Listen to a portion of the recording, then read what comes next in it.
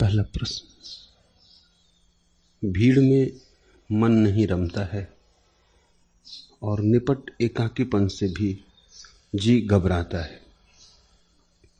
क्या यह विक्षिप्तता का लक्षण है? समझाने की अनुकंपा करें।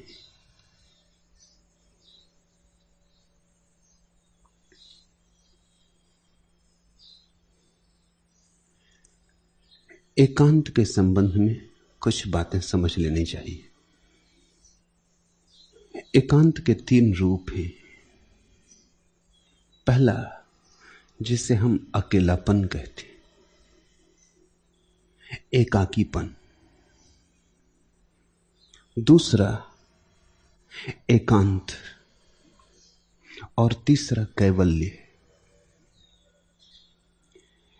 अकेलापन नकारात्मक है। अकेलापन वास्तविक अकेलापन नहीं, दूसरे की याद सता रही है। दूसरा होता तो अच्छा होता, दूसरे की गैर मौजूदगी खलती है, कांटा चुभता है। दूसरे में मन उलझा है। देखने को अकेले हो, भीतर नहीं, भीतर भीड़ मौजूद है। कोई आएगा तो पाएगा अकेले बैठे हो, लेकिन तुम जानते हो अकेले नहीं हो। किसी की याद आती, किसी में मन लगा है, किसी को बुलावा भेज रहे हो, किसी का स्वप्न सजो रहे हो, किसी की पुकार चल रही। कोई होता, अकेले ना होते। अकेलेपन से राजी नहीं हो। आनंद तो दूर, इस अकेलेपन में शांति भी नहीं। अशांत हो, उद्विग्न हो, जल्दी ही कुछ ना कुछ उलझाव खोज लोगे। चले जाओगे मित्र के घर, क्लब में, बाजार में, अखबार पढ़ने लगोगे, रेडियो सुनने लगोगे, कुछ करोगे, कुछ उलझाव बना लोगे। ये अकेलापन नीरस है। ये अकेलापन भौतिक है, मानसिक नहीं, आध्यात्मिक तो बिल्कुल ही नहीं।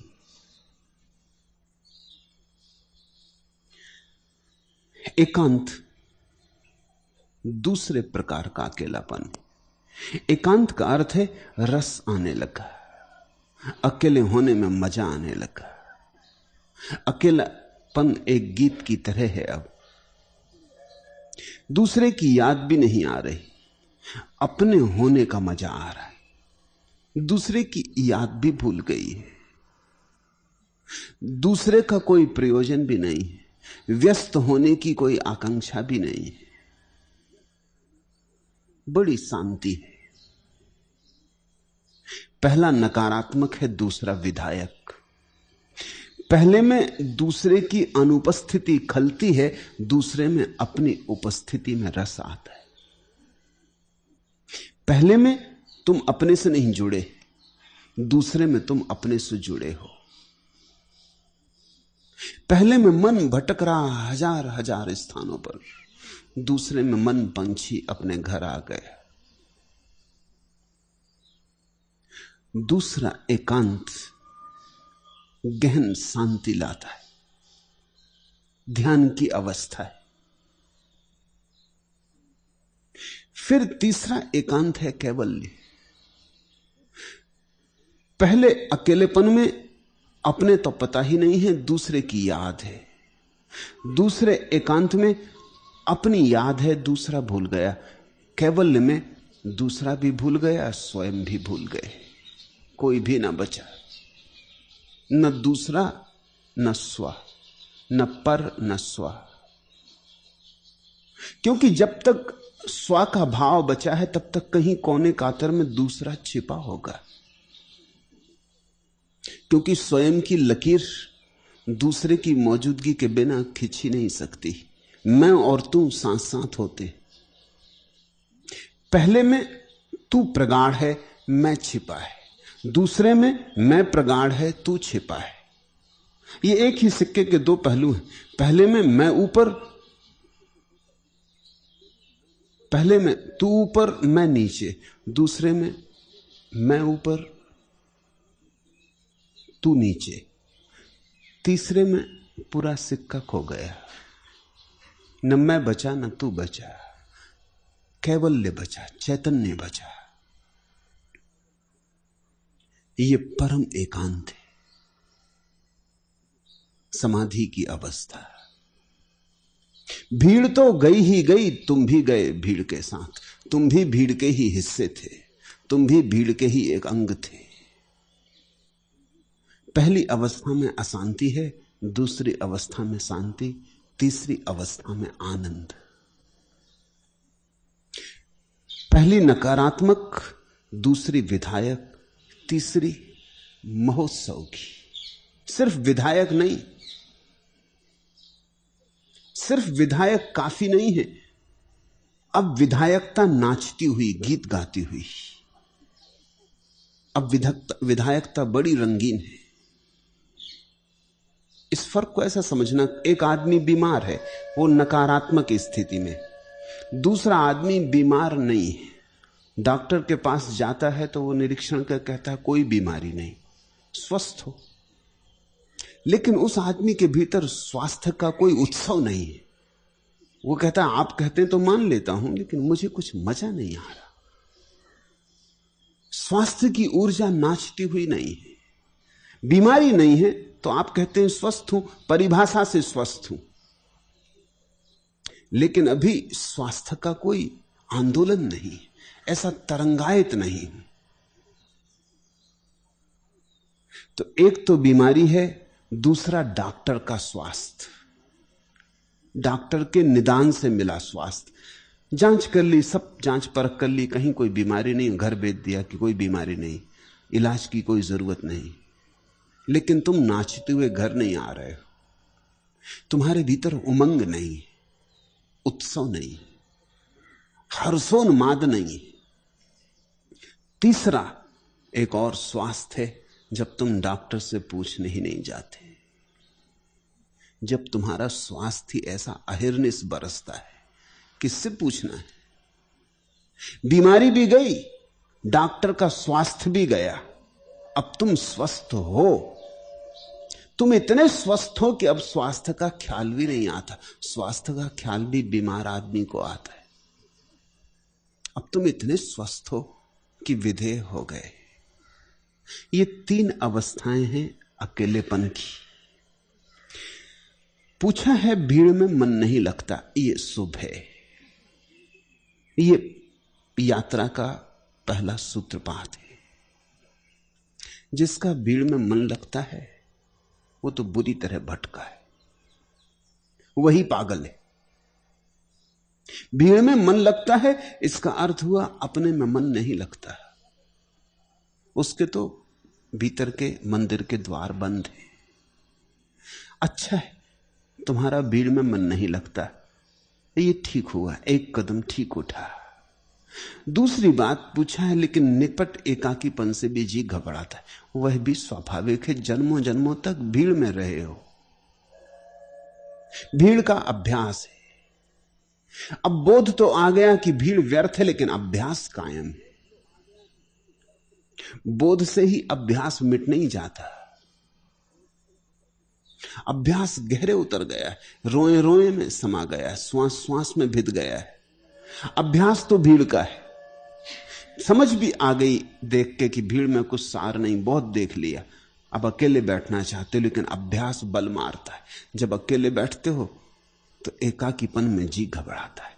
जी तो भीड़ से मिला है, वो भीड़ का हिस्सा है। जिसको तुम जी कहते हो, जिसको तुम मन कहते हो, वो तुम्हारा नहीं है। तुम इस भ्रांत में मत रहना कि मन के तुम मालिक हो, मन का मालिक तो भीड़ है, भीड़ ने ही दिया है। इसलिए तो मन को छोड़कर ही कोई भीड़ के बाहर जा सकता है। जी नहीं लगता, ये बात तो समझ में आती, जी लगेगा कैसे? जी तो भीड़ का है, जीड़ तो भीड़ के ही अभ्यास से निर्मित हुआ है। इस जी को भी छोड़ना पड़ेगा तो ही एकांत में रस आएगा। इसलिए तो ध्यान का अर्थ होता है मन से मुक्ति, भीड़ से मुक्ति, शुभ आरंभ। मन से मुक्ति भी चाहनी होगी, क्योंकि मन भीड़ का ही हिस्सा है तुम्हारे भीतर बैठा हुआ। तुम जरा अपने मन की जांच करो, तुम्हारे मन में जो भी है सब भीड़ का दिया हुआ है। भीड़ ने कहा तुम हिंदू हो तो तुम हिंदू हो, और भीड़ ने कहा कि तुम सुंदर हो तो तुम सुंदर हो, और भीड़ ने कहा कि तुम बड़े बुद्धिमान हो तो तुम बुद्धिमान हो। ये सब भीड़ की ही मान्यताएं, इन्हीं को इकट्ठा कर लिया, यही तुम्हारा जी है। इस जी को भी छोड़ देना होगा। तुम जी से पार हो, तुम्हारा वास्तविक होना मन के पार है। तुम्हारा वास्तविक होना परमात्मा से आता, भीड़ से नहीं आता। भीड़ ने तो जो परमात्मा से आया है उसके ऊपर एक रंग रोगन की दीवार खड़ी कर दी, एक पर्दा डाल दिया है, उस पर्दे को तुम पकड़े हो। तो भीड़ से मन उब गया, ठीक हुआ। अब ये भी समझो कि भीड़ ने जो जो दिया है वो भी छोड़ देना होगा, नहीं तो अकेले में मन ना लगेगा। मन कहेगा वहीं चलो जहां मेरे प्राण है, जहां मेरा मूल उद्गम है, जहां मेरा स्रोत है, जहां मेरी जड़ें हैं, वहां चलो। मन तो भीड़ में ही ले जाएगा, अमन में चलना होगा। इसलिए तो कबीर कहते हैं अमनी दशा। भीड़ से जिसे वस्तुतः मुक्त होना है वो बिना मन से मुक्त हुए ना हो पाएगा। इसलिए तो मैं तुमसे कहता हूं जंगल जाने से ना होगा। अगर तुम्हें जरा समझ हो तो भीड़ में खड़े खड़े अकेले हो सकते हो। मन छूट जाए बस। समझो तुम हिंदुओं की भीड़ में खड़े हो, लेकिन तुमने ये भाव छोड़ दिया कि मैं हिंदू हूं। चारों तरफ हिंदुओं की भीड़ सागर की तरह लहरा रही, या मुसलमानों की या ईसाइयों की, लेकिन तुम उस भीड़ में खड़े हो और तुम्हारे मन में यह भाव नहीं रहा कि मैं हिंदू, मुसलमान हूं, ईसाई हूं। क्या तुम इस भीड़ के हिस्से हो? भीड़ में खड़े हो, दिखाई पड़ते हो, लेकिन बड़े अदृश्य मार्ग से तुम मुक्त हो गए। भीड़ कहती तुम सुंदर हो, और तुम ये समझ गए कि दूसरे की बातों से कैसे पता चलेगा कि मैं कौन हूं, सुंदर की असुंदर, की स्वस्थ की अस्वस्थ, की ईमानदार की बेईमान, नैतिक की अनैतिक, दूसरे से कैसे पता चलेगा? ये दूसरे के आधार पर मैं अपने को कैसे जानूंगा? ये दूसरे अपने को ही नहीं जानते, ये मुझे ज्ञान दे रहे हैं। आत्मज्ञान को तो सीधे सीधे पाना होगा, किसी के माध्यम से नहीं। ये उधार बातें आत्मज्ञान नहीं बनेंगी। ऐसा तुम जाग गए और धीरे धीरे तुमने उधार बातें छोड़ दी। अब तुम भीड़ में खड़े हो जहां लोग तुम्हें बुद्धिमान मानते या बड़ा नैतिक पुरुष मानते, लेकिन तुम्हारे मन में अब ये कोई धारणा ना रही। तुम जानते हो कि भीड़ को बीच में नहीं लेना है। अब तुम भीड़ के भीतर भी खड़े, भीड़ के बाहर हो। कभी इसका प्रयोग करना, बीच बाजार में खड़े खड़े ख्याल करना कि बाहर हो। क्षण भर को झलक मिलेगी, झरोखा खुलेगा, एक लहर की तरह दौड़ जाएगी तुम्हारे जीवन में एक नई धारा। वही धारा एकांत में ले जाएगी। ठीक हो रहा है, जी घबराता है, जी को भी छोड़ो। जी को पकड़ा तो जी भीड़ में ले जाएगा। जी भीड़ का गुलाम है, तुम्हारा नहीं।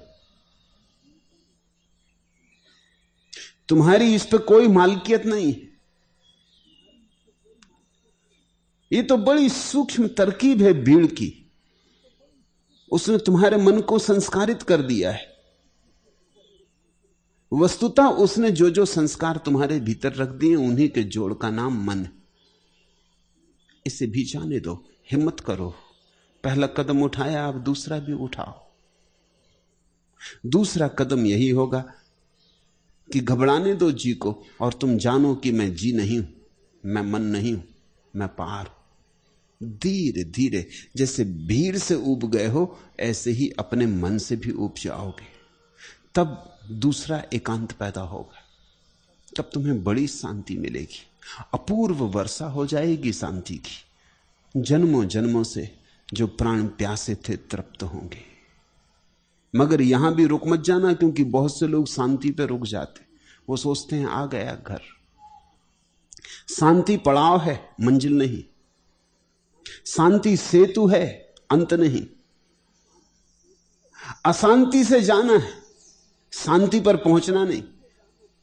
अशांति से जाना है, शांति से होकर गुजरना है, आनंद पर पहुंचना है। जब तक आनंद ना हो जाए, शांति बड़ी मुर्दा सी चीज है, अशांति के मुकाबले बड़ी कीमती। अगर अशांति और शांति में चुनना हो तो शांति चुनना, लेकिन शांति भी कुछ चुनने जैसी बात है। अगर आनंद और शांति में चुनना हो तो आनंद चुनना। अभी एक और यात्रा बाकी है। दूसरों को तो छोड़ ही दिया, अब अपने को भी छोड़ दो। दूसरे को तो विस्मरण कर दिया, अब अपने को भी विस्मरण कर दो। इस आत्मविस्मरण में, इस अहंकार के त्याग में ही परम घटना घटेगी। तब तुम सुनोगे पहली बार उस बांसुरी को जो आदमी की नहीं है, जो परमात्मा की है। तब तुम पहली बार निमित्त बनोगे, परम ऊर्जा के वाहक। तुम्हारा रोहा रोहा पुलकित होगा, उमंग से भरेगा। तब कैवल्य की दशा। चल पड़े हो, रुकना मत, लौटना मत।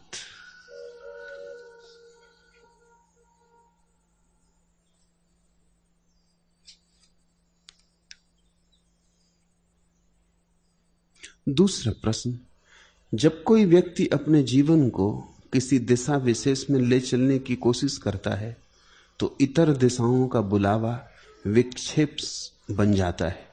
लेकिन क्या यह संभव है कि कोई व्यक्ति अपने जीवन को उसकी सभी दिशाओं में बहने को छोड़ दे, और तब क्या विक्षेप रहितता की अवस्था में जीवन के बिखराव का खतरा नहीं खड़ा होगा? यह प्रश्न स्वाभाविक है, उठेगा ही, एक ना एक दिन प्रत्येक के सामने खड़ा होगा ही। अब तक तुम चुनकर जिए हो, जो तुमने चुन लिया है उससे एक दिशा मिल जाती है, बाकी सब दिशाएं छूट जाती। जो तुमने चुना है उससे तुम्हें अपनी परिभाषा मिल जाती, तुम्हें पता चल जाता है मैं कौन। अगर तुम सत्य को खोज रहे हो तो तुम सत्यार्थी, अगर तुम ध्यान को खोज रहे हो तो ध्यानी, अगर धर्म की यात्रा पर निकले हो तो धार्मिक, अगर पुण्य कर रहे हो तो पुण्यात्मा। एक परिभाषा मिलती दिशा से। कुछ चुन लिया, चुनाव के साथ ही साथ तुम्हें लगता है तुम कुछ हो, स्पष्ट प्रतीत होने लगता है। और तुम्हारे चुनाव के कारण तुम्हारा अहंकार सघन होता है। इससे खतरा पैदा होगा जब अष्टावक्र कहते हैं चुनाव ही छोड़ दो, सारे चुनाव छोड़ दो, सारा कर्तृत्व छोड़ दो, कर्ता का भाव छोड़ दो, तो तुम घबराओगे। इससे बिखराव तो पैदा ना हो जाएगा? बिखराव पैदा होगा, अहंकार के तल पर निश्चित होगा, क्योंकि अहंकार के तल पर तो बिखराव चाहिए ही। अभी तुमने जिसको आत्मा कहा है वह तुम्हारी आत्मा नहीं, वह तो तुम्हारे कर्मों चुनावों का जोड़ है, अहंकार है। अहंकार तो बिखरेगा। अगर तुम सब दिशाओं में अपने को मुक्त छोड़ दो, स्वच्छंद, वही तो देशना है अष्टावक्र की, स्वच्छंद। मत चुनो, मत भविष्य का विचार करो, मत तय करो कि क्या होना है, जियो क्षण क्षण, जहां ले जाए जीवन वैसे जियो। सूखे पत्ते की तरह हो जाओ अंधड़ आंधी में। ये जो जीवन का अंधड़ चल रहा है इसमें तुम सूखे पत्ते हो जाओ। अब सूखे पत्ते को तो बिखराव होगा ही, सूखे पत्ते का अहंकार बच तो सकते ही नहीं। सूखा पत्ता जा रहा था पूरब को और आंधी बहने लगी पश्चिम को, तो सूखे पत्ते के अहंकार का क्या होगा?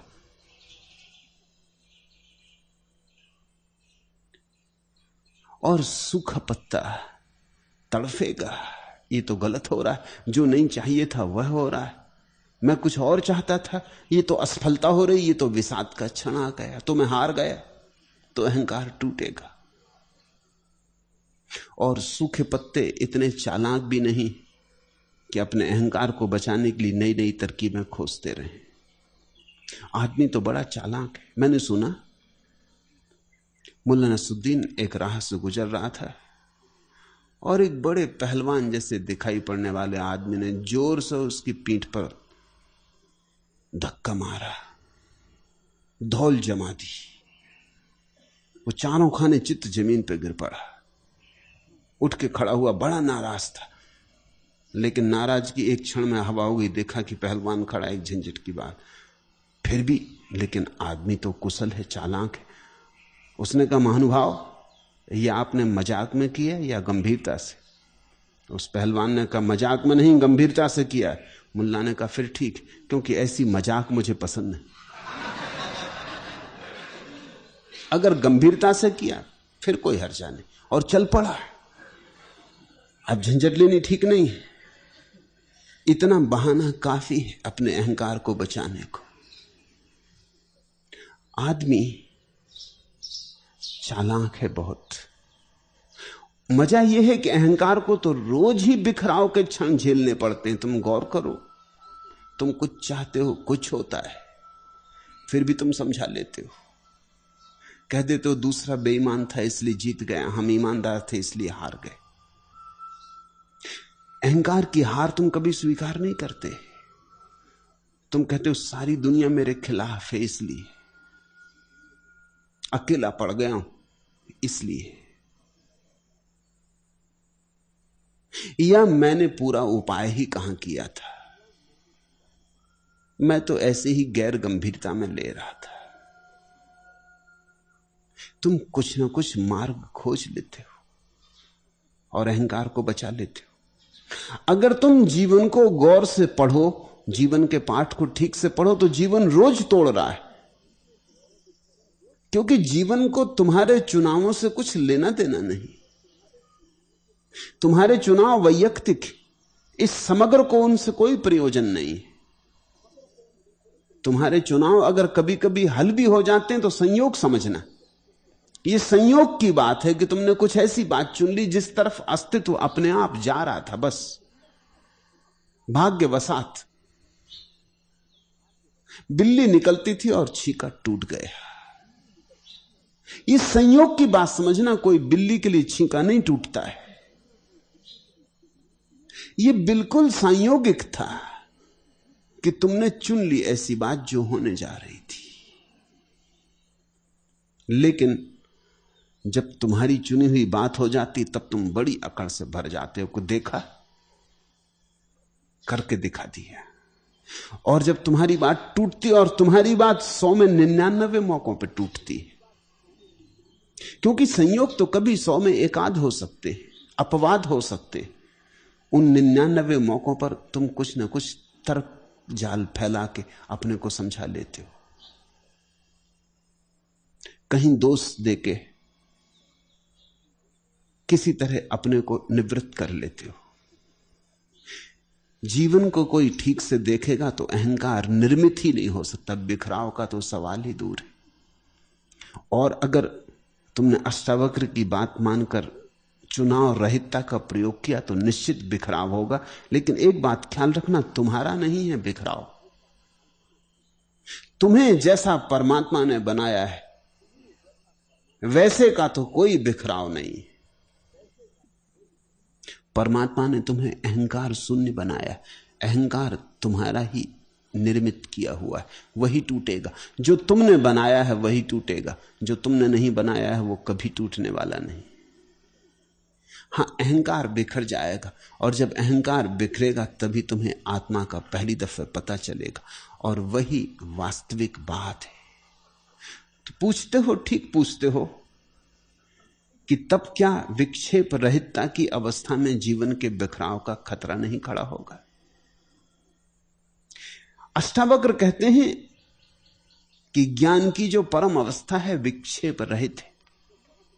विक्षेप रहित का अर्थ होता है वहां कोई डिस्ट्रैक्शन नहीं। इसका मतलब यह हुआ कि अब तुम कुछ चुनाव ही नहीं करते, नहीं तो विक्षेप होगा ही। समझो, तुम ध्यान करने बैठ गए और एक कुत्ता आके भौंकने लगा, विक्षेप पैदा होगा, क्योंकि तुम एकाग्र होने की चेष्टा कर रहे थे। अब ये कहां बेवक्त कुत्ता आ गया।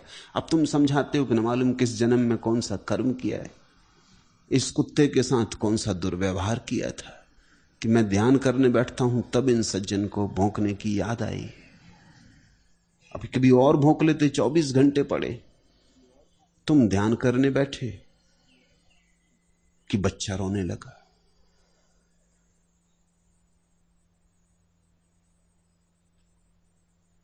तुम्हें बड़ी हैरानी होती कि बच्चे को पता कैसे चल जाता है कि जब मैं ध्यान करने बैठता हूं तभी रोने लगता है। अबोध बच्चा झूले में पड़ा हो, वो रोने लगता है। ये तुम्हारे लिए नहीं रो रहा है, लेकिन अभी तुम ध्यान करने बैठे, तुमने एक चुनाव कर लिया कि मैं एकाग्र रहूंगा। एकाग्रता के कारण ही विक्षेप पैदा हो रहा है। तुमने चाहा एकाग्र रहूंगा, और इस जगत में हजारों घटनाएं घट रही। सड़क पर तांगे घोड़े दौड़ रहे, कारें आवाज कर रही, ट्रक जा रहे, हवाई जहाज उड़ रहे, पत्नी चौके में खाना बना रही, बर्तन गिर रहे, बच्चे रो रहे, शोरगुल बच्चे कर रहे, कुत्ते भौंक रहे, कौए चिल्ला रहे, सब तरफ हजार हजार चीजें हो रही। तुमने जैसे ही तय किया कि मैं ध्यान में बैठूंगा, अब मैं कोई अपने मन में विकल्प ना आने दूंगा, अपने मन में किसी चीज से बाधा ना पड़ने दूंगा, निर्बाधा घड़ी भर बैठूंगा, बस बाधा आनी शुरू हो गई। कैसे बाधा आ रही है? अष्टावक्र कहते हैं तुमने निर्बाधा रहने का जो तय किया उससे आ रही। इसलिए अष्टावक्र एकाग्रता के पक्षपाती नहीं है, न मैं हूं। एकाग्रता का मेरा कोई पक्षपात नहीं। एकाग्रता अहंकार का ही फैलाव है, और वास्तविक ध्यान का एकाग्रता से कोई संबंध नहीं, क्योंकि एकाग्रता से तो विक्षेप पैदा होता है, डिस्ट्रैक्शन पैदा होता है, इससे तो और अशांति बढ़ती है। फिर ध्यान का क्या अर्थ है? साधारण किताबों में उन लोगों ने जो किताबें लिखी हैं जिन्होंने ध्यान को बिल्कुल जाना नहीं, तुम यही पाओगे वो लिखते हैं ध्यान यानी एकाग्रता।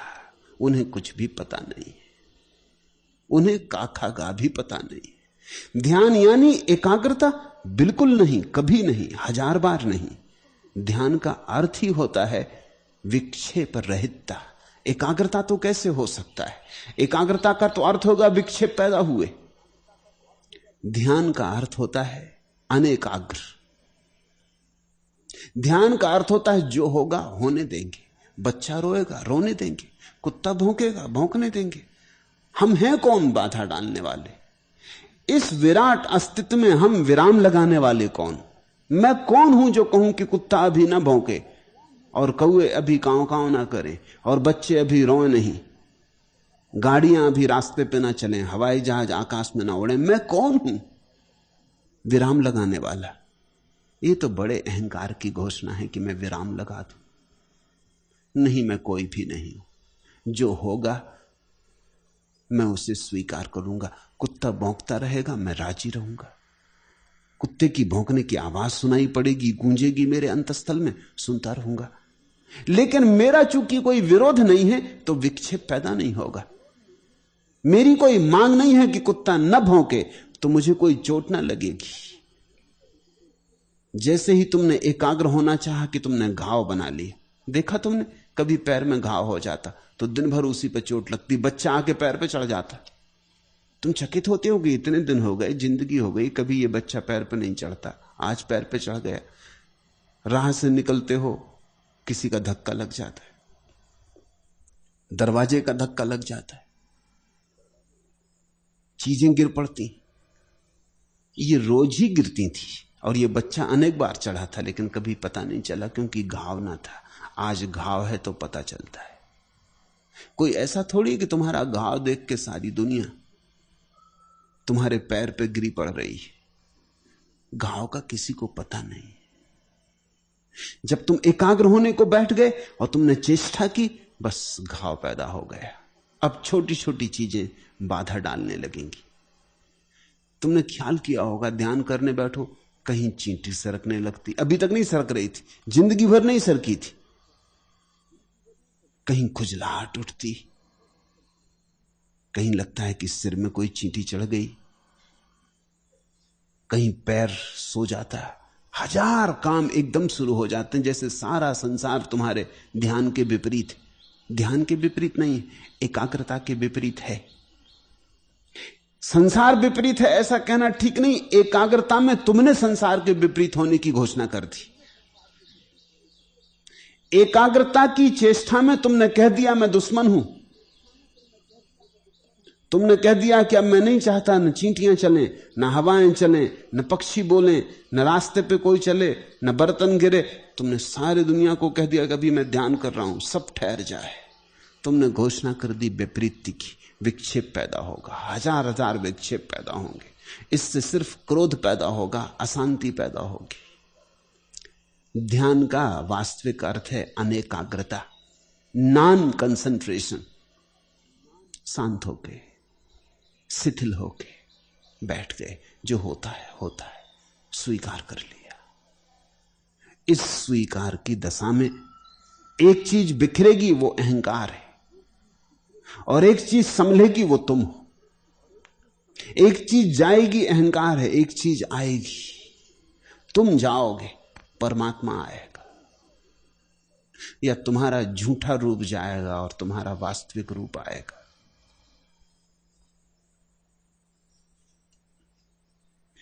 जब तुम्हारा कोई चुनाव नहीं, तब जीवन में एक सहजता आती।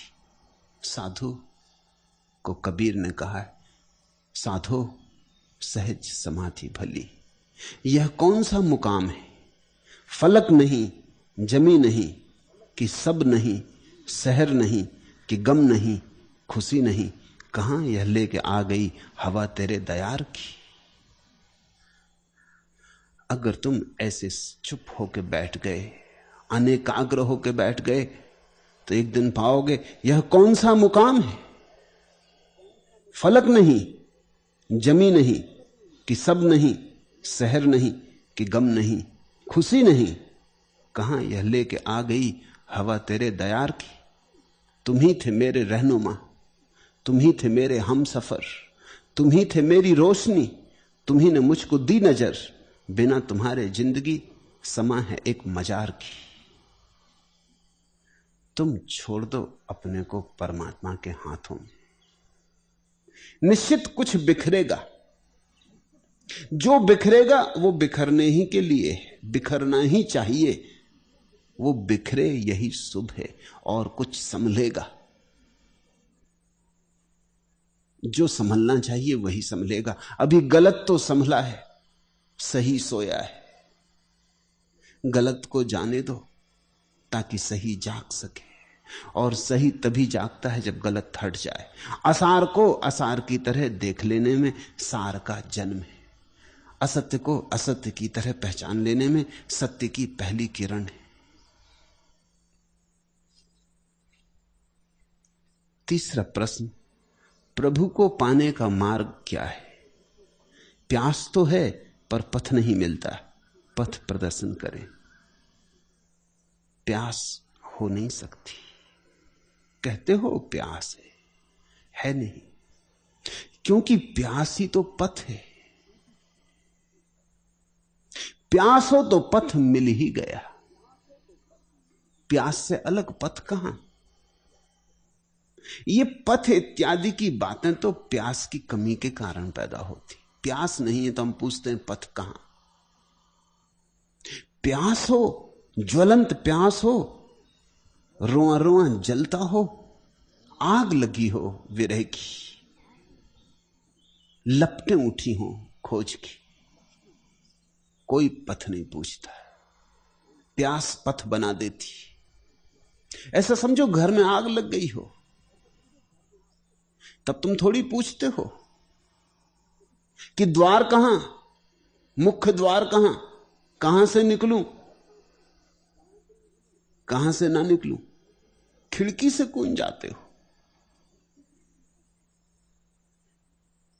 फिर तुम ये थोड़ी देखते हो ये मुख्य द्वार नहीं, जब घर में आग लगी हो। ये खिड़की से कूद रहा हूं, ये शिष्टाचार के विपरीत है। तुम फिर नक्शा थोड़ी पूछते हो कि नक्शा कहां। तुम फिर मार्गदर्शन थोड़ी चाहते हो। तुम फिर रुकते थोड़ी हो किसी से पूछने को। घर में आग लगी हो तो तुम्हारे प्राण ऐसे आकुल हो जाते हैं निकलने को बाहर कि तुम राह खोज लेते हो। तुम्हारी आकुलता राह बन जाती।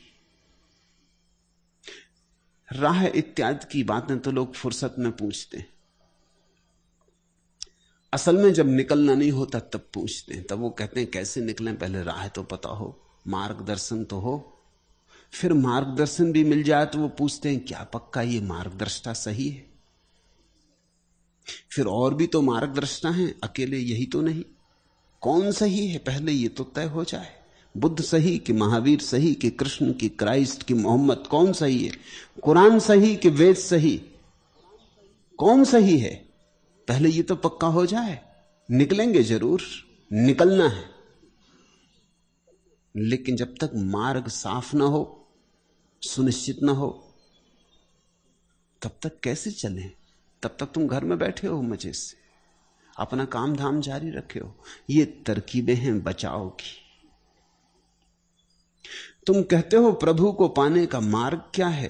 प्यास तो है पर पथ नहीं मिलता। नहीं, जरा अपनी प्यास को फिर से टटोलना, जरा खोल के फिर देखना, प्यास नहीं होगी। प्यास होती तो मार्ग क्यों ना मिलता? प्यास होती तो तुम दांव लगा देते। प्यास होती तो तुम मार्ग खोज लेते। क्योंकि मार्ग तो है, तुम जहां खड़े हो वहीं से मार्ग जाता है। लेकिन जब तक प्यास नहीं, तब तक तुम्हारा उस मार्ग से संबंध नहीं हो पाता है। तो पहली बात मैं कहना चाहूंगा, बजाय मार्ग खोजने के प्यास को गहरा करो, गहराओ,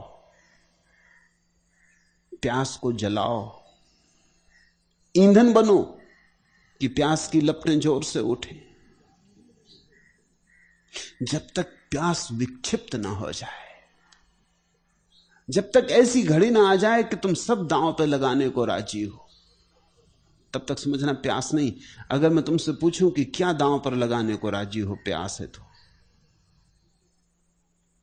सिकंदर भारत से वापस लौटता था, तब वो एक फकीर को मिलने गया और उस फकीर ने सिकंदर को देखा और वो हंसने लगा। तो सिकंदर ने कहा, यह अपमान है मेरा, जानते हो मैं कौन हूं? सिकंदर महान। वो फकीर और जोर से हंसने लगा। उसने कहा कि मुझे तो कोई महानता दिखाई नहीं पड़ती, मैं तो तुम्हें बड़ा दीन दरिद्र देखता हूं। सिकंदर ने कहा कि तुम या तो पागल हो और या तुम्हारी मौत आ गई।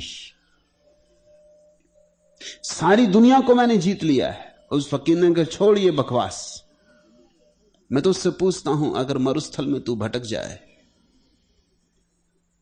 और प्यास तुझे जोर की लगी हो और चारों तरफ आग बरसती हो और कहीं हरियाली ना दिखाई पड़ती हो, कहीं किसी मरुद्यान का पता ना चलता हो, उस समय एक गिलास पानी के लिए तो इस राज्य में से कितना दे सकेगा? सिकंदर ने थोड़ा सोचा। उसने कहा, आधा राज्य दे दूंगा। फकीर ने कहा, लेकिन आधे में मैं बेचने को राजी नहीं होऊंगा। सिकंदर ने फिर सोचा। उसने कहा कि ऐसी हालत अगर होगी तो पूरा राज्य दे दूंगा। तो वो फकीर हंसने लगा। उसने कहा, एक गिलास पानी कुल जमा मूल्य है तेरे राज्य का, और ऐसी अकड़ा जा रहा है, वक्त पड़ जाए तो एक गिलास पानी में निकल जाएगी सब अकड़। ये राज्य तेरी प्यास भी तो ना बुझा सकेगा उस क्षण में। चिल्लाना खूब, महान सिकंदर, महान सिकंदर, कुछ ना होगा, मरुस्थल बिल्कुल ना सुनेगा। एक गिलास पानी में राज्य चला जाता हो। अगर तुमसे कोई कहे कि परमात्मा मिलने को तैयार है, तुम क्या खोने को तैयार? तुम क्या दांव पर लगाने को तैयार हो? सिकंदर फिर भी हिम्मतवर था। उसने कहा, आधा राज्य दे दूंगा एक गिलास पानी के लिए। तुम एक गिलास परमात्मा के लिए क्या देने को राजी हो? तुम शायद आधी दुकान भी ना दोगे, तुम शायद आधा मकान भी ना दोगे, तुम शायद अपनी आधी तिजोरी भी ना दोगे। तुम कहोगे प्रभु अभी और बहुत काम करने हैं, तिजोरी अभी कैसे दे दूं, अभी लड़की की शादी करनी, अभी लड़का यूनिवर्सिटी में पढ़ रहा है, दे दूंगा एक दिन लेकिन अभी नहीं दे सकता। तुम क्या देने को राजी हो? कभी अपने मन में पूछना, अगर प्रभु द्वार पर खड़ा हो और कहे कि मैं मिलने को राजी हूं, तुम क्या देने को राजी हो? तुम क्या दे दोगे निकालकर? तुम्हारे हाथ डरेंगे, खीसे में ना जाएंगे। रविन्द्रनाथ की एक बड़ी प्रसिद्ध कविता है, एक भिखारी जैसा रोज भिक्षा मांगने जाता था, वैसा ही भिक्षा मांगने निकला। पूर्णिमा का दिन है, धर्म का कोई दिन है और उसे बड़ी आशा है। और जैसे भिखारी जब भिक्षा मांगने जाते हैं तो घर से थोड़ा सा अपनी झोली में डाल के निकलते, स्वाभाविक है, जरूरी है।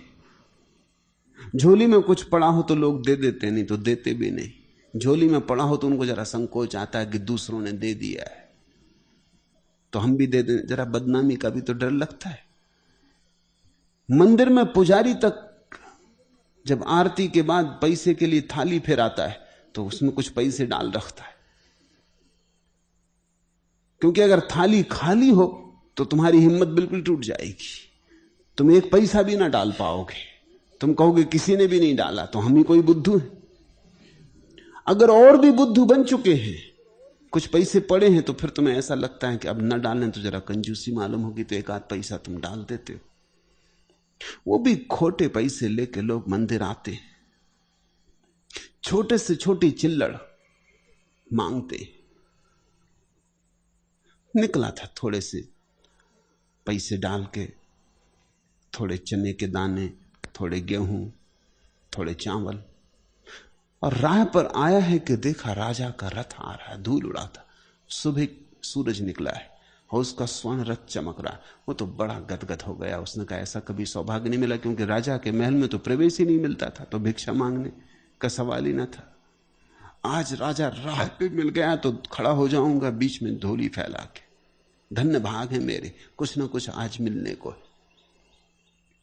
रथ आया, रुका भी, रुका तो भिखारी घबराया भी। कभी राजा के साथ साक्षात्कार भी ना हुआ था। और राजा नीचे उतरा भी, उतरा तो भिखारी बिल्कुल कब गया। और इसके पहले कि भिखारी होश जुटा पाता, अपनी झोली फैलाता, राजा ने अपनी झोली उसके सामने फैला दी और उसने कहा क्षमा करो। ज्योतिषियों ने कहा है कि अगर मैं भिक्षा मांगूं तो राज्य बच सकता है, अन्यथा राज्य पे बड़ा संकट आ रहा। और ज्योतिषियों ने कहा आज सुबह मैं रथ पे निकलूं और जो आदमी पहले मिले उससे भिक्षा मांग लूं। क्षमा करो, माना कि तुम भिखारी हो और तुम्हें देने में बड़ी कठिनाई होगी, लेकिन अब कोई उपाय नहीं, राज्य को बचाने का सवाल है, कुछ ना कुछ दे दो, इनकार मत कर देना। तो भिखारी बड़ा घबराया। कभी उसने दिया तो था ही नहीं, मांगा ही मांगा था। देने की कोई आदत ही ना थी, याद ही ना आती थी कि कभी उसने कुछ दिया हो। तुम जरा उसका संकट देखो। ऐसे ही संकट में तुम पड़ जाओगे, परमात्मा अगर झोली फैला के सामने खड़ा हो जाए। तुमने भी मांगा ही मांगा है। प्रार्थना जो भी तुमने की है अब तक सब मांगों से भरी थी। तुमने देने के लिए कभी प्रार्थना की? तुम कभी प्रभु के द्वार पर कहे कि प्रभु मैं अपने को देना चाहता हूं, तू ले ले, कृपा करना, मुझे स्वीकार कर ले? तुम कुछ देने गए? तुम सदा मांगने गए, तुम भिखमंगे की तरह गए। वो भिखमंगा बहुत घबरा गया, इंकार भी ना कर सका, क्योंकि राज्य पे संकट है और राजा अगर नाराज हो जाए तो उसने झोली में हाथ डाला। हाथ डालता है, मुट्ठी भर के दे सकता था, लेकिन मुट्ठी भरने की आदत ही ना थी। मजबूरी में एक चावल का दाना निकाल के उसने डाला। डालना कुछ था, डालना पड़ रहा था, राजा सामने खड़ा था। एक चावल का दाना। बात आई गई हो गई, राजा ने झोली बंद की, बैठा रथ पर और चला गया। धूल उड़ती रह गई। तब उसे होश आया, कह रहे मैं तो मांगना ही भूल गया, ये तो उल्टा ही हो गया। बड़ा दुखी। दिन भर में खूब भीख मिली, क्योंकि जो देता है वो खूब पाता भी है। हालांकि उसने बहुत कुछ ना दिया था, मगर फिर भी दिया तो था ही। भिकमंगे के लिए उतना भी बहुत था। उस दिन खूब भीख मिली, लेकिन फिर भी वो उदास था। एक दाना तो कम था। लाख मिल जाए इससे क्या फर्क पड़ता है, एक दाना तो कम ही रहेगा। और यह भी कैसा दुर्भाग्य का क्षण कि राजा के साथ मुलाकात हुई तो मांगने की जगह उल्टा देना पड़ा। बड़ी पीड़ा थी, बड़े बोझ से भरा झोला बहुत भर गया था उसका, लेकिन वो खुशी ना थी। वो घर लौटा, पत्नी दौड़ी, ऐसा झोला कभी भर के ना आया था। पत्नी बड़ी खुश हो गई और उसने कहा धन्य भाग, आज बहुत कुछ मिला। उसने कहा छोड़ पागल, तुझे पता नहीं आज क्या गंवाया है, ये कुछ भी नहीं है। एक तो अपने पास का एक दाना गया, और इतना ही नहीं, जो मिलना था वो तो मिल ही नहीं पाया। राजा के साथ मिलन हो गया और कुछ मांग ना पाया। आज जैसा दुर्भाग्य का क्षण मेरे जीवन में कभी था ही नहीं। बड़े उदासी से उसने झोली उल्टाई और तब उस छाती पीट के रोने लगा, क्योंकि उस झोली में उसने देखा कि एक चावल का दाना सोने का हो गया था। तब वो छाती पीट के रोने लगा कि मैंने सब क्यों ना दे दिया, तो सब सोने का हो जाता है। देने से सोने का होता है, मांगने से तो सोना भी मिट्टी हो जाता है, देने से मिट्टी भी सोना हो जाती है। इसलिए तो शास्त्र दान की इतनी महिमा गाते। अगर प्यास है तो देने की तैयारी करो,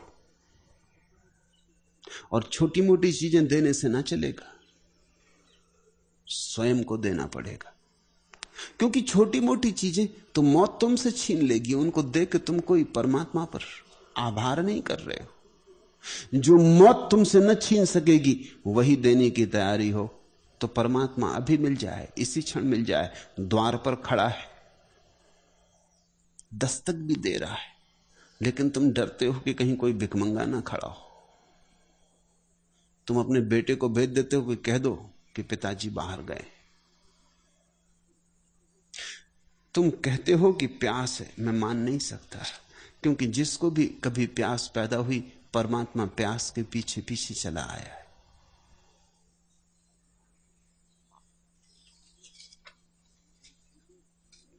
ओ गीले नैनों वाली ऐसे आंज नयन, जो नजर मिलाए तेरी मूरत बन जाए।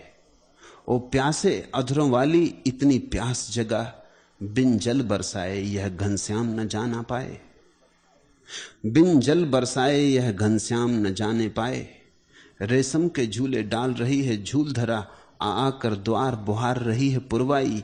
लेकिन तू धरे कपोल हथेली पर बैठी, है याद कर रही जाने किसकी निठराई। जब भरी नदी तू रीत रही, जी उठी धरा तू बीत रही। ओ 16 सावन वाली ऐसे शेष सजा, घर लौट न पाए जो घूंघट से टकराए। ओ प्यासे अधरों वाली इतनी प्यास जगा, बिन जल बरसाए यह घनश्याम न जा पाए। बादल खुद आता नहीं समंदर से चलकर, सुनो, बादल खुद आता नहीं समुंदर से चलकर, प्यास ही धरा की उसे बुलाकर लाती। जुगनू में चमक नहीं होती, केवल तम को छूकर उसकी चेतना ज्वाल बन जाती है। सब खेल यहां पर है धुन का, जग ताना बाना है गुन का। और 100 गुण वाली ऐसी धुन की गांठ लगा, सब बिखरा जल सागर बन बन कर लहराए। ओ प्यासे अधरों वाली इतनी प्यास जगा, बिन जल बरसाए यह घनश्याम न जा पाए। घनश्याम तो घिरे, बादल तो उमड़ घुमड़ रहे, मेघ तो सदा से मौजूद रहे, तुमने पुकारा नहीं। तुम वस्तुतः प्यासे नहीं, तुम्हारी धरा अभीप्सा से डमाडोल नहीं। तुम्हारे हृदय में ऐसी पुकार नहीं उठी है कि उस पर सब न्यौछावर हो, इसीलिए चूक हो रही। मार्ग की पूछते हो, पथ की पूछते हो, ये सब गणित के हिसाब है। बुद्ध से किसी ने पूछा है कि आप कहते हैं बुद्ध पुरुष केवल मार्ग दिखाते, तो फिर बुद्ध पुरुषों के सानिध्य और सत्संग का वस्तुतः लाभ क्या है? तो बुद्ध ने कहा लाभ है कि प्यास लग जाए, लाभ है कि उनके पास धुन जग जाए। बुद्ध को देखकर अगर तुम्हारे भीतर प्यास जग जाए, तुम्हारे भीतर एक अभिप्सा का आरोहण हो कि यही मैं भी हो सकता हूं, दांव पर लगाना है। कंजूसी से ना चलेगा, आधे आधे ना चलेगा, दांव पर पूरा ही लगाना होगा। परमात्मा के साथ होशियारी ना चलेगी। मैंने सुना है इनकम टैक्स दफ्तर में एक आदमी का पत्र आया, एक अमेरिकन अखबार में मैं कल ही पढ़ रहा था। उस आदमी ने लिखा कि क्षमा करें, 20 साल पहले मैंने कुछ धोखाधड़ी की थी इनकम टैक्स देने में, और तब से मैं ठीक से सो नहीं पाया। तो ये $50 भेज रहा हूं, अब क्षमा करो और मुझे सोने दो। अगर नींद ना आई तो शेष $50 भी भेज दूंगा। ऐसे आधे आधे ना चलेगा। किसको धोखा दे रहे हो? अब इनकम टैक्स दफ्तर को तो पता भी नहीं है। 20 साल हो गई, बात भी आई गई हो गई, पता तो तुम्ही को है, लेकिन फिर भी $50 भेज रहे। और अगर नींद ना आई तो बाकी 50 भी भेज देंगे। तुम्हें तो पता ही है। देखो, धोखा और सबको दे देना, परमात्मा को मत देना, क्योंकि परमात्मा को दिया गया धोखा फिर तुम्हें सोने ना देगा, जागने भी ना देगा, उठने ना देगा, बैठने ना देगा। ये परमात्मा को दिया गया धोखा तो अपने ही भविष्य को दिया गया धोखा है। ये तो अपने ही अंतरतम को दिया गया धोखा है। और हम सब ये धोखा देते हैं। फिर हम पूछते हैं राह नहीं मिलती, और राह आंख के सामने, तुम जहां खड़े हो वहीं राह है। सच तो यह है कि राहें बहुत हैं, तुम अकेले हो चलने वाले। इतनी राहें, प्रेम से चलो, ध्यान से चलो, भक्ति से चलो, ज्ञान से चलो, योग से चलो, कितनी राहें हैं। इतनी तो राहें हैं, इतने तो उपाय हैं, मगर तुम चलते नहीं। तुम बैठे हो चौरस्ते पर जहां से सब राहें जाती। पुराने शास्त्र कहते हैं आदमी चौरस्ता है। जैन शास्त्रों में बड़ा महत्वपूर्ण एक सिद्धांत है आदमी के चौरस्ता होने का। कहते हैं कि देवता को भी अगर मोक्ष जाना हो तो फिर आदमी होना पड़ता है, क्योंकि आदमी चौरस्ते पर है। देवताओं ने तो एक रास्ता पकड़ लिया, स्वर्ग पहुंच गए। स्वर्ग तो टर्मिनस है, विक्टोरिया टर्मिनस, वहां तो गाड़ी खत्म, वहां से आगे जाने का कोई उपाय नहीं है। वहां तो रेल की पटरी ही खत्म हो जाती। अब अगर कहीं और जाना हो, मोक्ष जाना हो, तो लौटना पड़ेगा आदमी पर। आदमी जंक्शन है। अद्भुत बात कहते हैं जैन शास्त्र की, देवताओं को भी अगर मोक्ष जाना हो किसी न किसी दिन जाना ही होगा, क्योंकि जैसे आदमी दुख से ऊब जाता है वैसे ही सुख से भी ऊब जाता है। पुनरुक्ति उबा देती। जैसे आदमी दुख से ऊब जाता है, ध्यान रखना, सुख ही सुख मिले उससे भी ऊब जाता है। सच तो यह है कि दुख सुख दोनों मिलते रहें तो इतनी जल्दी नहीं ऊबता, थोड़ा कंधे बदलता रहता है, कभी सुख कभी दुख, फिर स्वाद आ जाता है। दुख आ गया फिर सुख की आकांक्षा आ जाती, फिर सुख आया फिर थोड़ा स्वाद लिया, फिर दुख आ गया, ऐसी यात्रा चलती रहती। लेकिन स्वर्ग में तो सुख ही सुख है। स्वर्ग में तो सभी को सुख के कारण डायबिटीज हो जाता होगा। शक्कर ही शक्कर, शक्कर ही शक्कर। तुम जरा सोचो कैसी मितौली और उल्टी नहीं आने लगती होगी। सुख ही सुख, शक्कर ही शक्कर।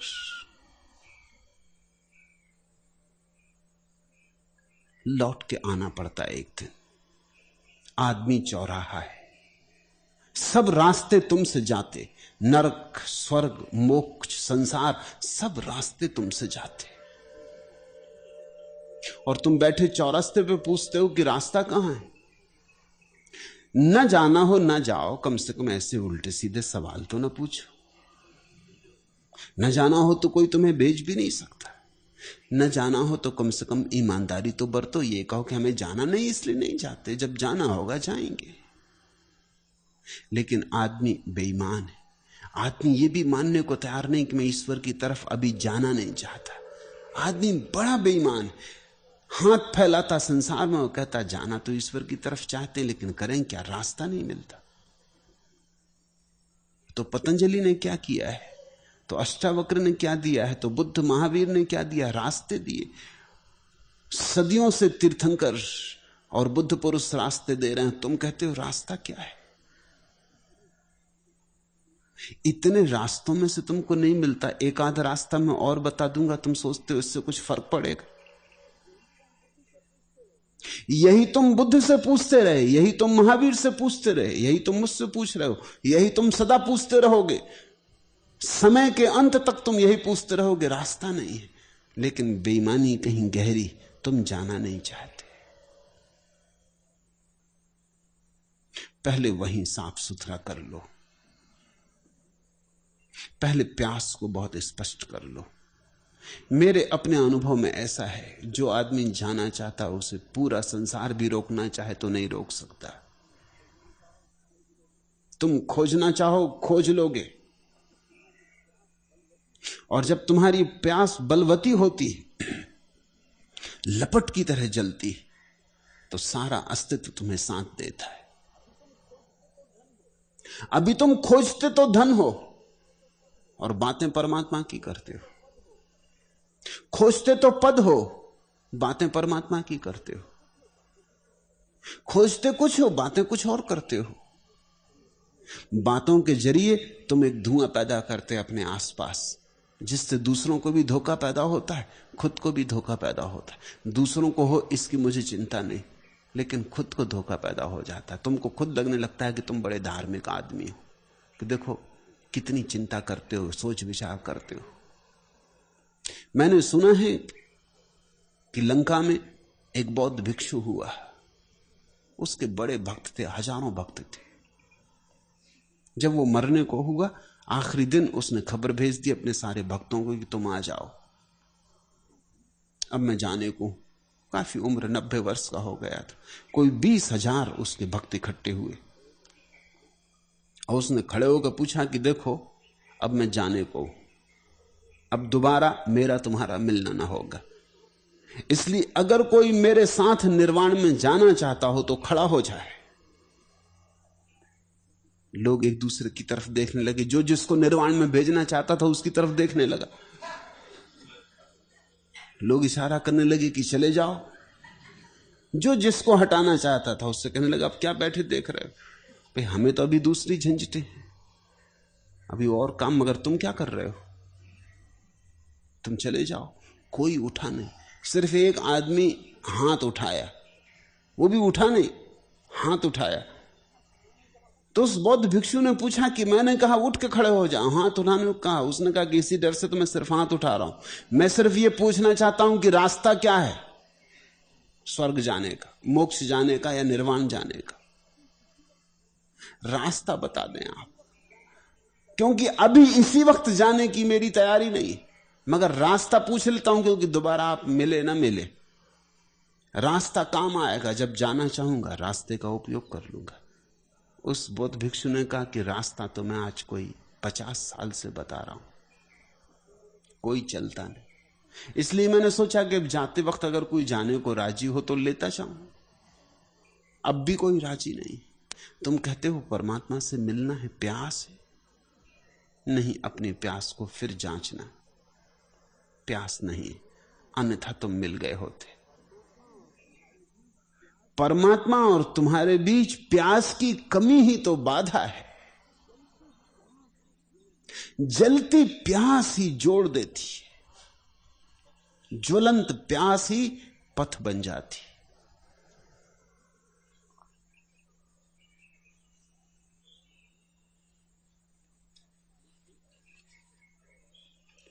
चौथा प्रश्न, मैं देख रहा हूं कि जब स्वामी आनंद तीर्थ अंग्रेजी में सूत्र पाठ करते हैं तब आप उसे बड़े गौर से सुनते हैं, और जब मां कृष्ण चेतना महागीता के सूत्र पढ़ती हैं तब आप आंखें बंद कर लेते।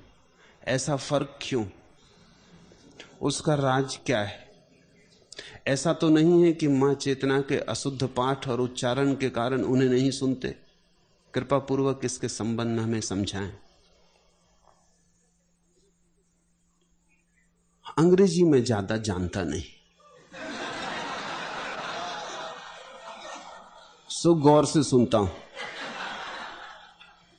कि कहीं चूक ना जाए, और संस्कृत में बिल्कुल नहीं जानता है, सो आंख बंद करके सुनने का मजा ले सकता हूं, चूकने को कुछ है नहीं।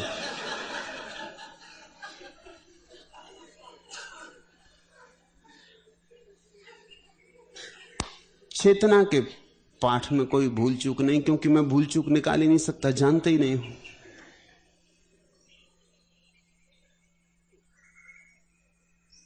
फिर संस्कृत कुछ ऐसी भाषा है कि आंख बंद करके ही सुननी चाहिए। वो अंतर्मुखी भाषा है। अंग्रेजी बहिर्मुखी भाषा है, वो आंख खोल के ही सुननी चाहिए। अंग्रेजी पश्चिम से आती, पश्चिम है बहिर्मुखी। पश्चिम ने जो भी पाया है वो आंख खोल के पाया है। संस्कृत पूरब के गहन प्राणों से आती, पूरब ने जो भी पाया है आंख बंद करके पाया है। पश्चिम का उपाय है आंख खोल के देखो, पूरब का उपाय है अगर देखना है आंख बंद करके देखो। क्योंकि पश्चिम देखता है पर को, पूरब देखता है स्व को। दूसरों को देखना हो आंख खुली चाहिए, स्वयं को देखना हो खुली आंख बाधा है, स्वयं को देखना हो आंख बंद चाहिए। संस्कृत तो स्वयं को देखने वालों की भाषा है। फिर अंग्रेजी मौलिक रूप से अर्थ निर्भर है, संस्कृत मौलिक रूप से ध्वनि निर्भर है। अंग्रेजी में कोई संगीत नहीं, संस्कृत में संगीत ही संगीत है। पुरानी भाषाएं काव्य की भाषाएं, संस्कृत अरबी काव्य की भाषाएं।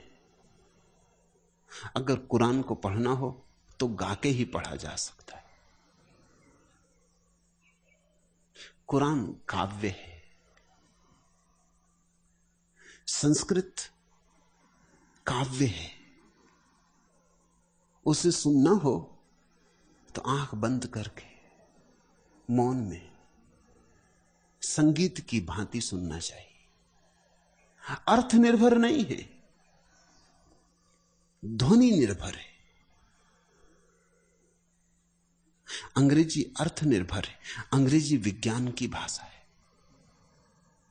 संस्कृत धर्म की भाषा है। अंग्रेजी में चेष्टा है प्रत्येक शब्द का साफ साफ स्पष्ट स्पष्ट अर्थ हो। अंग्रेजी बड़ी गणितिक है, संस्कृत में एक एक शब्द के अनेक अर्थ हैं। बड़ी तरलता है, बड़ा बहाव है, बड़ी सुविधा है। अगर गीता अंग्रेजी में लिखी गई होती तो 1000 टीकाएं नहीं हो सकती थी। कैसे करते हैं? शब्दों के अर्थ तय हैं, सुनिश्चित हैं। गीता संस्कृत में है, 1000 क्या 1,00,000 टीकाएं हो सकती, क्योंकि शब्द तरल हैं, उनके अनेक अर्थ हैं। एक एक शब्द के 10-10, 12-12 अर्थ हैं, जो मर्जी हो। अंग्रेजी जैसी भाषाएं सुनने वाले पढ़ने वाले को बहुत मौका नहीं देती, तुम्हारे लिए कुछ छोड़ती नहीं, जो है वो साफ बाहर है। संस्कृत अरबी जैसी भाषाएं पूरा नहीं कहती, बस शुरुआत मात्र है, फिर बाकी सब तुम पे छोड़ देती। बड़ी स्वतंत्रता है, फिर तुम सोचो, पूरा तुम करो। प्रारंभ है संस्कृत में, पूरा तुम्हें करना होगा। सूत्रपात है, इसलिए तो इनको हम सूत्र कहते हैं। इन संस्कृत के वचनों को हम सूत्र कहते हैं। सिर्फ धागा, सब साफ नहीं, जरा सा इशारा है। फिर इशारे का साथ पकड़ के तुम चल पड़ना, फिर पूरा अर्थ तुम अपने भीतर खोजना। अर्थ बाहर से तैयार चबाया हुआ उपलब्ध नहीं है, तुम्हें पचाना होगा, तुम्हें अर्थ अपने भीतर जन्माना होगा। पश्चिम की भाषाएं गणित और विज्ञान के साथ साथ विकसित हुई, इसलिए पाश्चात्य विचारक बड़े हैरान होते कि संस्कृत के एक एक वचन के कितने ही अर्थ हो सकते हैं। ये कोई भाषा है? भाषा का मतलब होना चाहिए अर्थ सुनिश्चित हो, नहीं तो गणित और विज्ञान विकसित ही नहीं हो सकते। अगर गणित और विज्ञान में भी भाषा अनिश्चित हो तो बहुत कठिनाई हो जाएगी। सब साफ होना चाहिए, हर शब्द की परिभाषा होनी चाहिए। संस्कृत में कुछ भी परिभाष्य नहीं है, अपरिभाष्य है। एक तरंग दूसरे तरंग में लीन हो जाती, एक तरंग दूसरी तरंग को पैदा कर जाती। इसलिए अंग्रेजी को तो मैं आंख खोल के सुनता हूं, वो अंग्रेजी का समादर है। संस्कृत को आंख बंद करके सुनता हूं, वो संस्कृत का समादर है। और उच्चारण और पाठ, इन सब में मेरा बहुत रस नहीं है, क्योंकि मैं कोई भाषा शास्त्री नहीं हूं। और व्याकरण और पाठ और उच्चारण सब गौण बातें। मुझे रस है संस्कृत के संगीत में, वो जो ध्वनियों का आघात है चेतना पर, वो जो ध्वनियों से पैदा होता हुआ मंत्रोच्चार है। उच्चारण नहीं, उच्चार। व्याकरण नहीं, शब्दों में छिपा हुआ जो संगीत है, उसे पकड़ने की चेष्टा करता हूं। मैं भाषा शास्त्री नहीं हूं, यह सदा याद रखना। इसलिए कभी कभी मैं शब्दों के ऐसे अर्थ करता हूं जो कि भाषा शास्त्री राजी नहीं होगा। न हो राजी, वो उसका दुर्भाग्य। मुझे कुछ भाषा से लेना देना नहीं। फिर ये जो मैं कह रहा हूं यहां सूत्रों के ऊपर, ये कोई व्याख्या, टिप्पणी, टीका नहीं है। जो मुझे कहना है वो मैं जानता हूं, जो मुझे कहना है वो मुझे हो गया है। जो मुझे कहना है उसका मैं स्वयं गवाह हूं। जब मैं एक संस्कृत का सूत्र सुनता हूं तो कुछ ऐसा नहीं है कि इस सूत्र पर व्याख्या करने जा रहा हूं। नहीं, जो मुझे हुआ है वह और इस सूत्र का संगीत दोनों को मिल जाने देता हूं, फिर उससे जो पैदा हो जाए। इसको टीका कहनी ठीक नहीं, इसको व्याख्या कहनी भी ठीक नहीं। ये तो मेरे भीतर हुई अनुगूंज है। जैसे कि तुम पहाड़ों में गए और तुमने जोर की आवाज की और घाटियों में गूंज हुई, तुम क्या कहोगे? घाटियों ने व्याख्या की? घाटियां क्या व्याख्या करेंगी? घाटियों ने क्या किया? तुमने एक आवाज की थी, घाटियों ने अपने प्राणों में उस आवाज को ले लिया और वापस बरसा दिया। घाटियों ने अपनी सुगंध उसमें मिला दी, घाटियों ने अपनी शांति उसमें डाल दी, घाटियों ने अपनी नीरवता उसमें प्रविष्ट कर दी, घाटियों ने अपना इतिहास उसमें जोड़ दिया, घाटियों ने अपनी आत्मकथा उसमें सम्मिलित कर दी। बस इन सूत्रों के माध्यम से मैं अपनी आत्मकथा इनमें उंडेल देता हूं। जब मैं बोलता हूं तो जो मैं बोलता हूं वो मेरे संबंध में ही है। ये सूत्र तो बहाना है, खूंटियां हैं जिन पर मैं अपने को टांग देता हूं।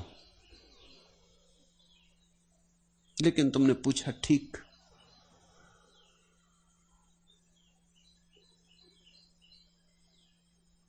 चेतना बड़े प्रेम से गुनगुनाती है, उसका प्रेम देखो।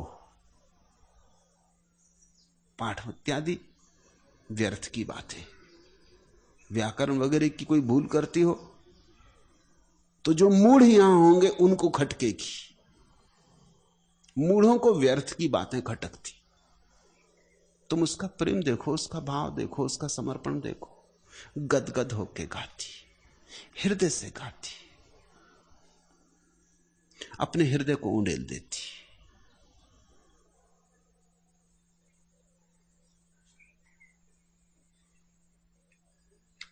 छठवां प्रश्न, शास्त्रों में संसार को विस्वत कहा है और आप कहते हैं संसार से भागो मत। इससे मन में बड़ी उलझन पैदा होती है।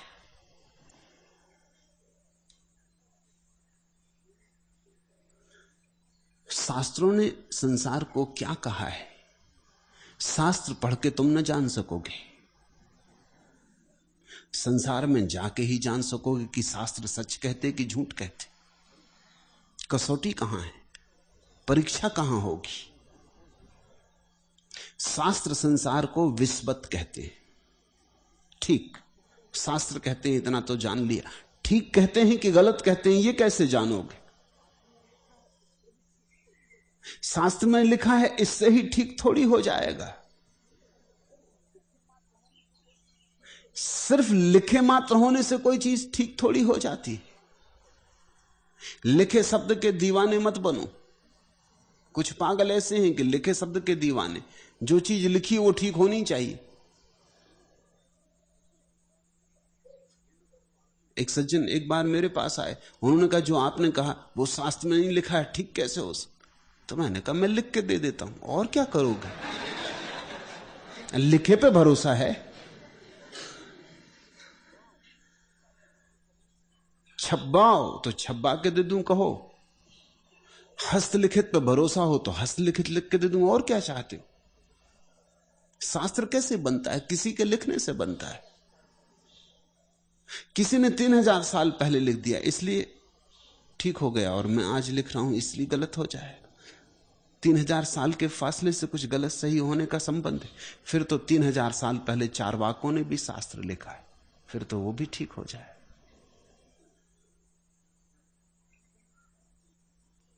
3000 साल पहले से थोड़ी कोई चीज ठीक होती। मुल्ला नसरुद्दीन चुनाव आया तो बड़ा नाराज हुआ। उसकी पत्नी का नाम वोटर लिस्ट में नहीं था। लिया पत्नी को साथ, पहुंचा ऑफिसर के पास, चुनाव ऑफिसर के पास, और उसने कहा कि देखें मेरी पत्नी जिंदा है और वोटर लिस्ट में लिखा है कि मर गई।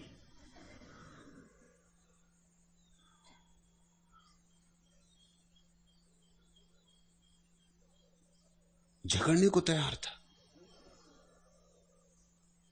पत्नी भी बहुत नाराज थी। ऑफिसर ने वोटर लिस्ट देखी और कहा भाई लिखा तो है कि मर गई। तो पत्नी बोली कि जब लिखा है तो ठीक ही लिखा होगा। अरे लिखने वाले गलत थोड़ी लिखेंगे। घर चलो, जब लिखा है तो ठीक ही लिखा होगा। कुछ लोग लिखे पे बिल्कुल दीवाने की तरह भरोसा करते। शास्त्र में लिखा है, इससे क्या होता है?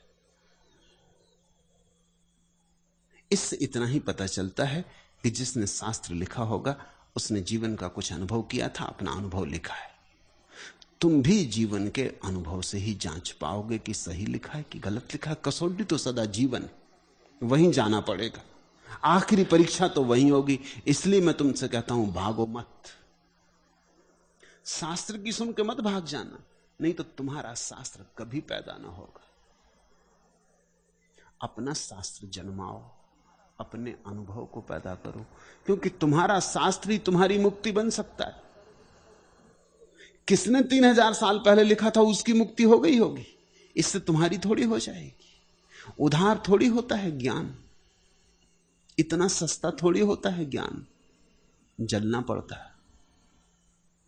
कसना पड़ता, 1000 ठोकरें खानी पड़ती, तब कहीं जीवन के गहन अनुभव से पककर निखर कर प्रतीतियां जगती हैं। तो जाओ जीवन में, भागो मत।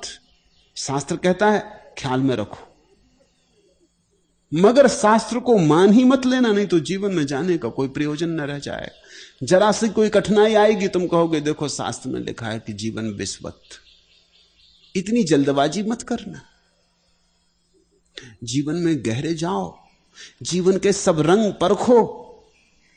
जीवन बड़ा सतरंगा है, उसकी सब आवाजें सुनो, सब कोनों से जांचो परखो, सब तरफ से पहचानो।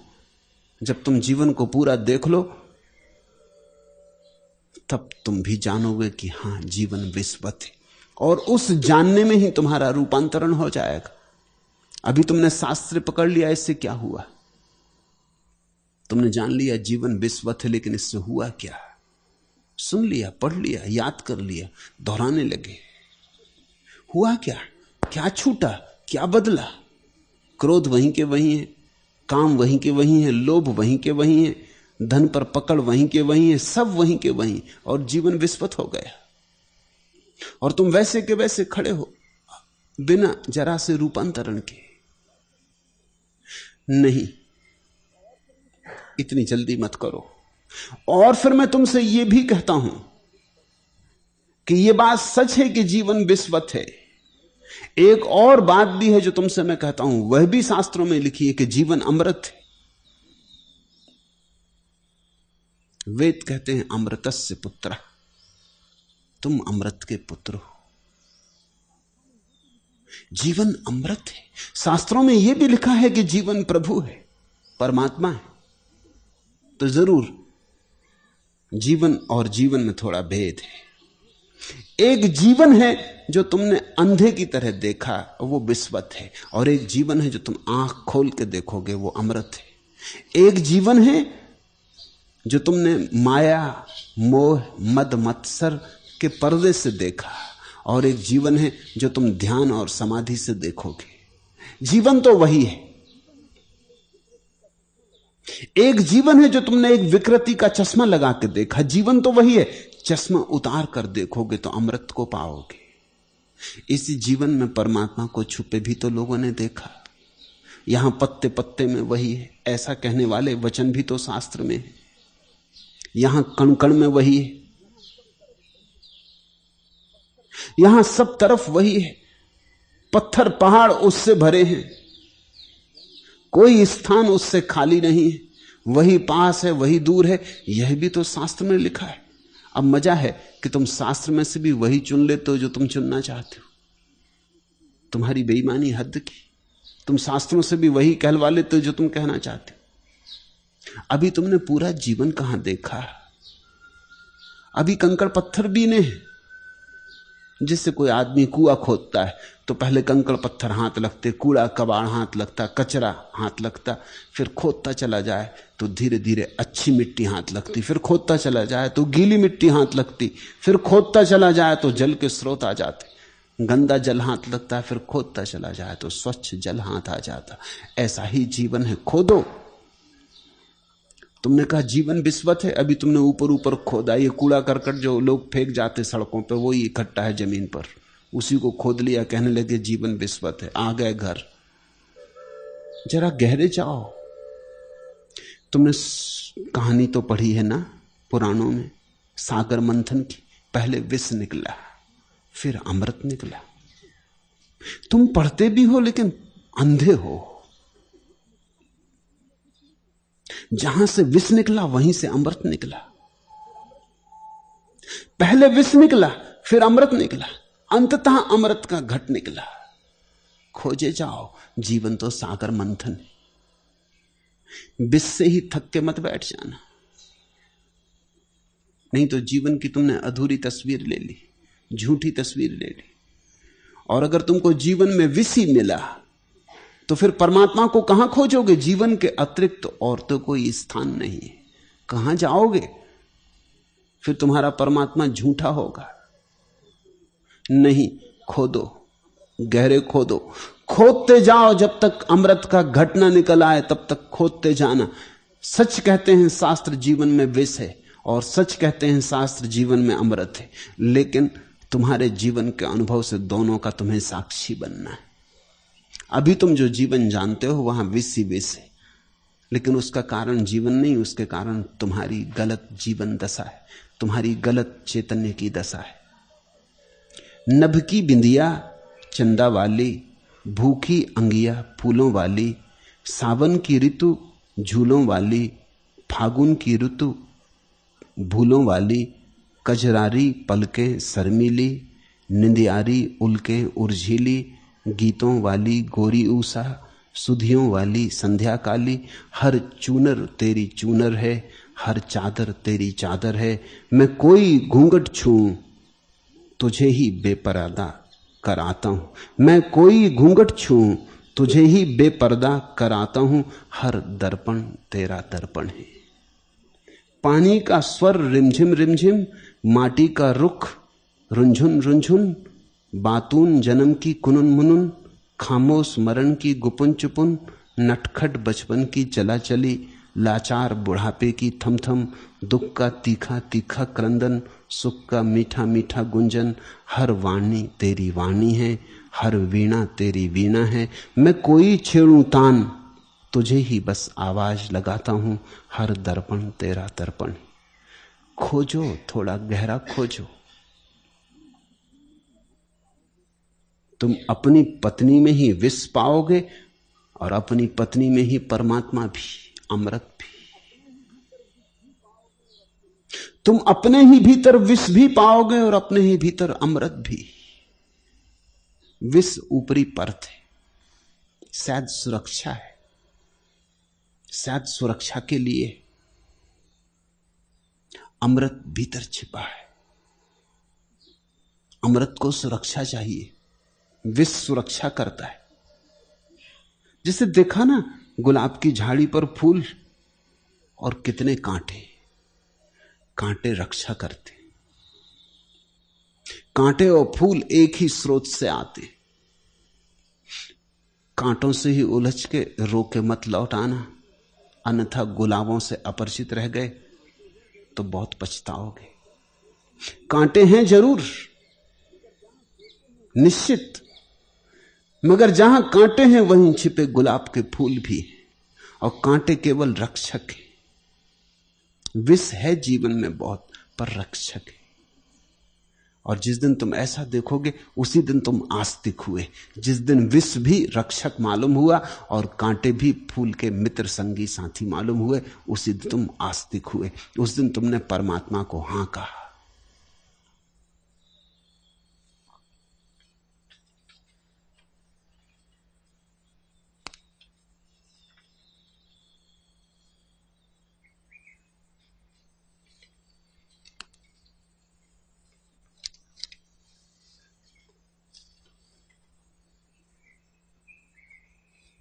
आखिरी प्रश्न, जब कभी परिवार के लोग मेरे सामने मेरी शादी का प्रस्ताव रखते हैं तो अनायास मेरे मुंह से निकलता है कि मेरी शादी तो भगवान रजनीश से हो चुकी, वे ही मेरे गुरु और सब कुछ। इस पर परिवार के लोग मुझ पर हंसते हैं और कहते हैं, क्या तुम पागल हो जो ऐसी बातें बोलते हो? इसे समझाने की अनुकंपा करें। इसमें समझने का क्या है? पागल तो तुम हो ही, लेकिन पागल होना शुभ है, सौभाग्य है। सभी पागलपन बुरे नहीं होते और सभी समझदारियां अच्छी नहीं होती।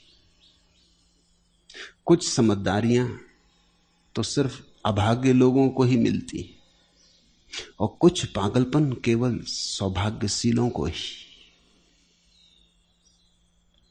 अगर तुम मेरे प्रेम में पागल हो तो समझना क्या है? तुम्हारे घर के लोग भी ठीक कहते हैं और तुम बिल्कुल ठीक हो। तुम्हारे घर के लोग ठीक कहते हैं, इसका यह अर्थ नहीं कि तुम गलत हो। तुम्हारे घर के लोग ठीक कहते हैं, मगर तुम भी बिल्कुल ठीक हो।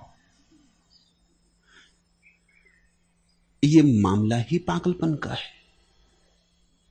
सत्य को खोजने समझदार थोड़ी जाते। समझदार दुकान चलाते, धन कमाते, दिल्ली जाते।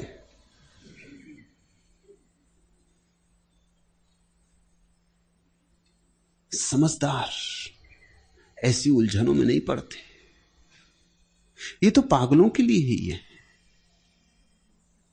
मीरा ने कहा है, सब लोक लाज खोई। घर के लोग मीरा के भी चिंतित हो गए। जहर इसीलिए तो भेजा कि ये मरी जाए, क्योंकि घर की बदनामी होने लगी। राज घराने की महिला रास्तों पर नाचने लगी। ये बात घर के लोगों को न जची। घर के लोगों को कष्ट मालूम होने लगा। ये तो कुल की सारी प्रतिष्ठा गंवा देगी। राह राह नाचने लगी, साधु सदगुणों के साथ बैठने लगी, भीड़ भाड़ में खड़ी हो गई, पर्दा उठ गया। कभी नाचते वस्त्र सरक जाते होंगे। संस्कार, संस्कृति, सभ्यता सब गंवाने लगी। घर के लोगों ने जहर भेजा होगा, निश्चित भेजा होगा, सिर्फ इसलिए कि ये उपद्रव मिटे। उनके अहंकार को चोट लगने लगी होगी। मेरे पास तुम हो, लोकलाज तो गंवानी ही होगी।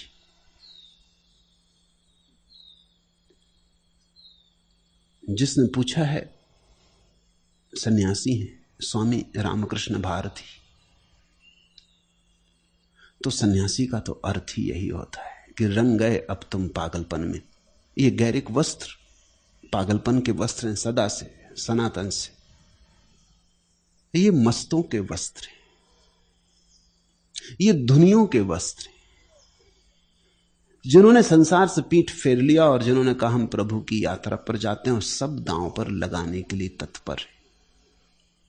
अब ऐसी कोई बात नहीं जो परमात्मा मांगेगा और हम इंकार करेंगे। ये पागलपन तो है ही। ये कोई दुकानदारी थोड़ी है, तो जुआ है। ये तो जुआरियों का काम है। इसमें समझने की फिक्र मत करो। घर के लोग ठीक ही कहते हैं, हंसना और नाचना और गाना। घर के लोग गलत नहीं कहते, उनके देखने के अपने मापदंड हैं। शादी करो, नौकरी करो, बच्चे पैदा करो, जो उन्होंने किया वो तुम भी करो। और तुम भी अपने बच्चों को यही समझाना कि यही समझदारी है और ये पहिया चलाते रहना। तुम बच्चे पैदा करना, बच्चों के लिए जीना, बच्चों को कहना तुम बच्चे पैदा करो, उनके लिए जियो, और ऐसा ही चलते रहे। न उनमें से कोई जिया है तुम्हारे मां बाप में से, न तुम्हारे मां बाप के मां बाप में से कोई जिया है। सब स्थगित कर दिए हैं जीवन को। तो जब भी कोई इस भीड़ में से जीने के लिए तत्पर होता है, भीड़ को लगता है ये पागल हुआ। अरे कहीं कोई जीता है, कहीं कोई ध्यान करता है। ये बातें शास्त्रों में लिखी हैं, ठीक है, शास्त्र पढ़ लो, बहुत हो, पूजा के 2 फूल चढ़ा दो। अगर ऐसा कोई मिल जाए और बहुत भाव हो जाए तो झुक के पैर छू लेना और अपने घर आ जाना और भूल जाना। ये बातें पढ़ने की नहीं है। तुमने देखा, तुम्हारे पड़ोसी के बेटे को अगर सन्यास का पागलपन चढ़ जाए तो तुम भी उसके पैर छूने चले जाते हो, लेकिन तुम्हारा बेटा अगर सन्यासी हो जाए तो बड़े नाराज होते हो।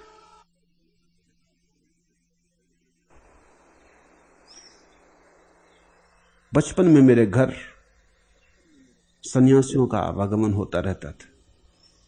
मेरे पिता को उनमें रस आए थे। वो मेरी पहली याद है सन्यासियों के बाबत। मेरे पिता उनके पैर छूने गए तो मैंने उनसे पूछा कि अगर मैं सन्यास ले लूं तो आप आनंदित होंगे? उन्होंने कहा क्या पागलपन की बात। तो मैंने कहा इस पागल के पैर छूने आप गए, अगर सन्यासी होना पागलपन है तो पागल के पैर छूना इसमें कौन सा तर्क है? वो थोड़े चौंके, वो थोड़ा सोचने लगे। वो सीधे सरल आदमी है। उन्होंने दूसरे दिन मुझसे कहा कि जरूर इसमें अड़चन है, इसमें असंगति है। मैंने इस पे कभी सोचा नहीं इस भांति। तुम अगर सन्यास लोगे तो मैं बाधा डालूंगा। ये भी तो किसी का बेटा होगा। और मैं पैर छूने गया। अगर मेरी निष्ठा सच है तो तुम्हारे सन्यास लेने से मुझे प्रसन्न होना चाहिए। तो ये पैर छूना औपचारिक है, इसमें सच्चाई नहीं। दूसरा सन्यासी हो जाए तो तुम प्रसन्न हो। तुम्हारे घर कोई सन्यासी हो जाए तो अड़चन आती। मीरा से तुम्हें क्या अड़चन? तुम थोड़ी जहर का प्याला भेजते हो, तो राणा ने भेजा। तुम तो कहते हो मीरा, अरे महाभगत पहुंची हुई। राणा से पूछो, पागल, कुल मर्यादा गंवा दी। तुम्हारे घर के लोग भी ठीक कहते। वे भी सन्यासी का पैर छूने जाते होंगे और कभी कभी मीरा की भजन लहरी सुन के आनंदित होते होंगे। वो कहते होंगे कैसा भावपूर्ण भजन है। लेकिन तुम ऐसा भावपूर्ण भजन गाओगे तो वो पागल कहेंगे। वही मीरा के घर के लोगों ने भी कहा था। सोए हुए लोग, न उन्होंने अपना जीवन जिया है, न उन्हें पता है कि कोई और भी जीवन जी सकता है। जैसा वे रहे हैं उसी को वे मानते हैं रहना समझदारी है। उनसे अन्यथा तुम रहोगे, अड़चन होगी। उस अड़चन को ही जाहिर करने के लिए वो कहते हैं तुम पागल हो। अब उनकी बात सुन के तुम घबराना मत, और तुम कोई व्याख्याएं भी मत खोजो। तुम ये भी मत पूछो कि इसको कैसे समझाएं। ये समझाने का काम नहीं, ये समझ के थोड़े बाहर जाने की ही बात है। ये समझ से थोड़े ऊपर है बात। तुम उनसे कह दो कि मैं पागल हूं, तुम इसे स्वीकार कर लो।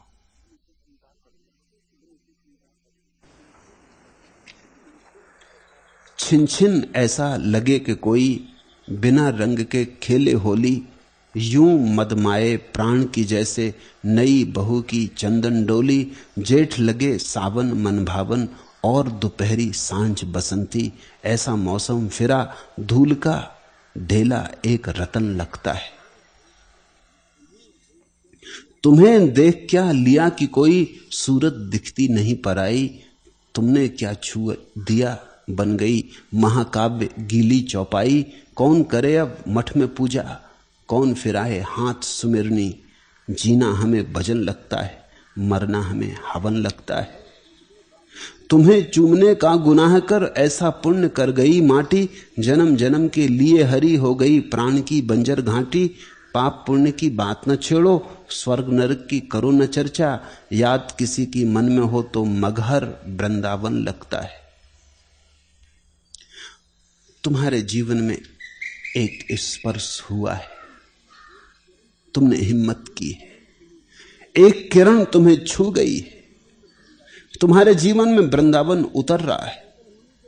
तुम पागल होने के लिए तैयार रहो और तुम स्वीकार कर लो कि मैं पागल हूं। इस स्वीकृति से तुम्हें भी लाभ होगा, तुम्हारे परिवार के लोगों को भी लाभ होगा। तुम समझाने की कोशिश मत करना कि मैं समझदार हूं। समझदार तुम हो ही नहीं। समझदार होते तो सन्यासी बनते। समझदार दुकानें चलाते, धन कमाते, दिल्ली जाते, पदों पर होते, राजनीति करते। समझदार सन्यासी बनते। ये तो थोड़े से पागलों का काम है। लेकिन तुम सौभाग्यशाली हो। समझदार अभागे, क्योंकि एक दिन पाते हैं दुकान तो खूब चली लेकिन खुद चुक गए। एक दिन पाते हैं पद तो मिला, खुद खो गए। एक दिन पाते हैं धन तो जुड़ गया लेकिन परम धन नहीं जुड़ पाया। एक दिन मौत आती, दिल्ली छिन जाती, मरघट ही हाथ लगता। खाली हाथ आते, खाली हाथ जाते, क्या उनको समझदार कहो, लेकिन संख्या उनकी ज्यादा है। और निश्चित जिनकी संख्या ज्यादा है वो अपने को समझदार कहेंगे, उनके पास संख्या का बल है। बुद्ध भी नासमझ समझे गए, इसलिए तो अब भी हम बुद्ध के नाम पर एक गाली चलाते हैं, बुद्धू। बुद्ध को लोगों ने बुद्धू समझा। ये बुद्धू शब्द बुद्ध से बना। लोगों ने कहा ये भी क्या बात हुई, राजमहल छोड़ा, धन द्वार, साम्राज्य, सुंदर पत्नी, सब छोड़ा, ये आदमी कैसा है। फिर इस तरह और लोग भी जाने लगे तो लोग कहने लगे ये बुद्धू हुए जा रहे हैं, ये भी बुद्धू हुए। अब ऐसे तुम्हें याद भी भूल गई कि बुद्धू शब्द बुद्ध से बना।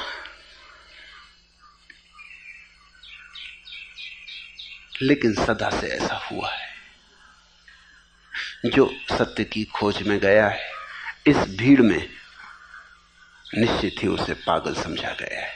ये स्वाभाविक है। तुम भीड़ से सम्मान पाने की आशा मत करो। तुमने अगर यह चाहा कि भीड़ तुम्हें समझदार कहे तो एक बात ख्याल में रख लो, मेरे सन्यासी मत बनो, फिर तुम और तरह के सन्यासी बनो। जैन सन्यासी बन जाओ, हिंदू सन्यासी बन जाओ, तो भीड़ तुम्हें कम पागल कहेगी, आदर भी देगी। क्योंकि जैन सन्यासी ने सन्यास तो कभी का छोड़ दिया है, वो तो भीड़ की पूजा लेने में ही तल्लीन है। उसने भीतर के अंतर जगत को तो कभी का छोड़ दिया है, वो तो बाहर की औपचारिकता ही पूरी कर रहा है। एक महिला मेरे पास आई, जैन है, उसने कहा मेरे पति को आप छुटकारा दें, आपने सन्यास दे दिया। अगर सन्यास ही लेना है तो वो जैन धर्म का सन्यास लें। ये कोई सन्यास है आपका सन्यास? ये तो झंझट हो गई। सन्यासी हो के वो घर में रह रहे हैं, ये कैसे हो सकता है? वो रो रही और मुझसे कहने लगी कि आप उनसे सन्यास छुटकारा करवा दें, इतनी मुझ पर कृपा करें। मैंने कहा तुझे तो खुश होना चाहिए। अगर जैन सन्यासी होते तो घर से चले जाते। वो कहते उसके लिए मैं राजी हूं, वो घर से चले जाएं, उसके लिए मैं राजी हूं, मैं संभाल लूंगी बच्चों को, उसकी चिंता नहीं। पति खो जाए इसकी चिंता नहीं, घर पे मुसीबत आएगी इसकी चिंता नहीं। लेकिन लोक सम्मत होगा, समाज को स्वीकृत होगा।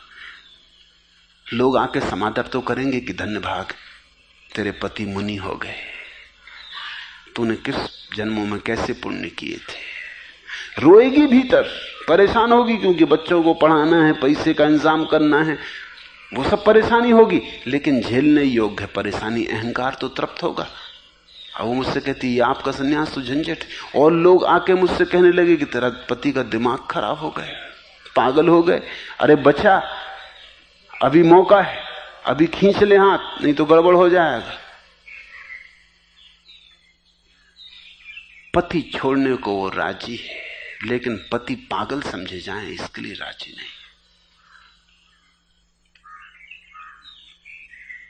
जैन मुनि के होने का तो मतलब होगा पति मर गए, वो विधवा हो गई, उसके लिए राजी। तुम जरा सोचो आदमी का मन कैसे अहंकार से चलता है। मेरे सन्यासी का तो अर्थ स्वाभाविक रूप से पागल है। ये तो एक मस्ती है, एक धुन है। और मैं तुम्हें कहता भी नहीं कि तुम समझदार होने की या समझदार सिद्ध करने की चेष्टा करना। तुम इसे स्वीकार कर लेना, तुम आनंद भाव से स्वीकार कर लेना, तुम स्वयं ही घोषणा कर देना। अच्छा यही है कि तुम स्वयं ही घोषणा कर दो कि मैं पागल हूं।